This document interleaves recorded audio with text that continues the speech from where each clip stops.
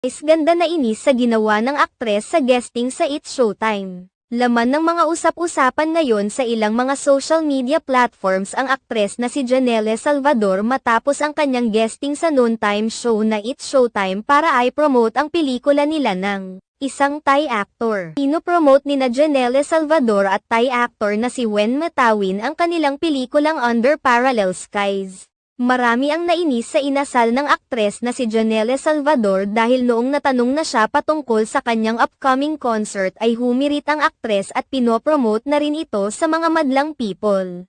Lalo pang tumaas ang kilay ng ilang mga netizens nang pinagsample ng mga host si Janelle sa kanyang panibagong kanta dahil nag-iba ang tugon nito. Hindi pa man natapos ni Kim ang kanyang pagpapasample kay Janelle Salvador. Pinutol na ito ng aktres at sinabing paus siya kaya sila na lamang umano ang kumanta. Tila hindi naman ito nagustuhan ni Vice